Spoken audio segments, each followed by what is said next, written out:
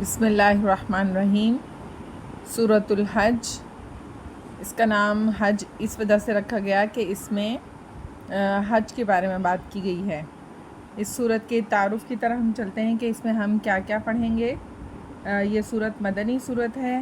اس سورت میں 10 رکوع اور 78 یعنی 78 آیات ہیں، اور اس میں ہم حج کی فرضیت اور اس کے مناسک، جہاد کی فرضیت اور دین اسلام کے بنیادی عقائد کو پڑھیں گے۔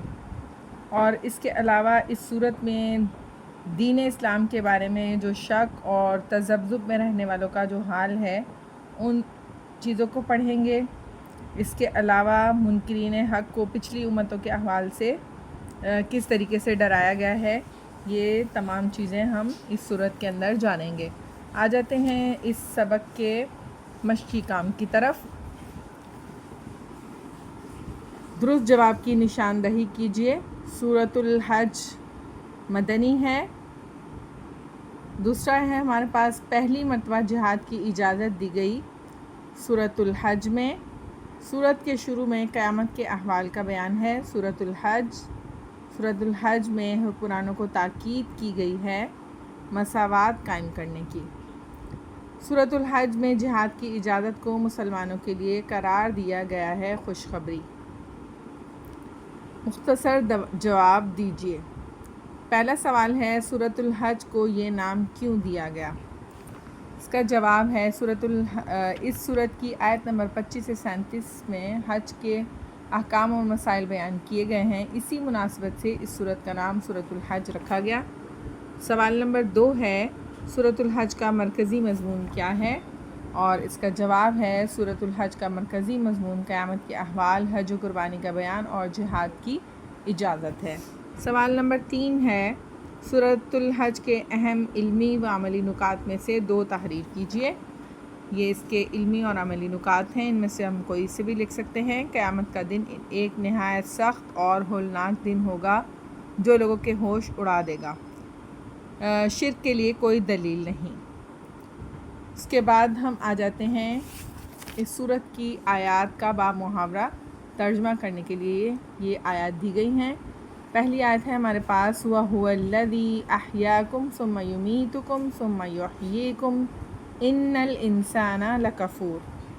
اس آیت کا ترجمہ ہے، اور وہی تو ہے جس نے تمہیں زندہ فرمایا، پھر تمہیں موت دے گا، پھر تمہیں زندہ کرے گا، یقیناً انسان تو بڑا ہی ناشکرا ہے۔ اس کے بعد ہمارے پاس آیت نمبر 2 ہے، لِكُلِّ أُمَّةٍ جَعَلْنَا مَنسَكًا هُمْ نَاسِكُوهُ فَلَا يُنَازِعُنَّكَ فِي الْأَمْرِ وَادْعُ إِلَىٰ رَبِّكَ إِنَّكَ لَعَلَىٰ هُدًى مُسْتَقِيمٍ۔ اس آیت کا ترجمہ ہے کہ ہر امت کے لیے ہم نے عبادت اور قربانی کا ایک طریقہ مقرر فرمایا ہے جس پر وہ چلتے ہیں، تو ان کو چاہیے کہ ہرگز وہ آپ سے اس معاملے میں جھگڑا نہ کریں، اور آپ صلی اللہ علیہ وسلم لوگوں کو اپنے رب کی طرف بلاتے ہیں، یقیناً آپ سیدھے راستے پر ہیں۔ آیت نمبر 3 ہے، وَإِن جَادَلُوكَ فَقُلِ اللَّهُ أَعْلَمُ بِمَا تَعْمَلُونَ۔ اس آیت کا ترجمہ ہے، اور اگر وہ آپ سے جھگڑیں تو آپ صلی اللہ علیہ وسلم فرما دیجئے، اللہ خوب جانتا ہے جو کچھ تم کر رہے ہو۔ آیت نمبر 4 ہے، اللہ یحکم بینکم یوم القیامۃ فیما کنتم فیہ تختلفون۔ اس آیت کا ترجمہ ہے، اللہ تعالیٰ تمہارے درمیان فیصلہ فرمائے گا قیامت کے دن جس چیز میں تم اختلاف کرتے تھے۔ اس کے بعد ہمارے پاس ہے، تفصیلی جواب دیجئے۔ سورۃ الحج پر ایک مفصل نوٹ لکھیے۔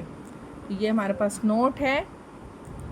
اس نوٹ میں مختلف ہیڈنگ بھی دے دی گئی ہیں کہ قیامت کے احوال کا بیان، قدرت کی نشانیاں، حج اور قربانی کے احکام کا بیان، جہاد کی اجازت، ایمان لانے کی دعوت، عمل صالح کی تلقین، جنت اور دوزخ کے حقدار۔ اس طرح یہ نوٹ پورا آپ کے لیے لکھ دیا گیا ہے، یہ آپ اپنے پاس لکھ سکتے ہیں۔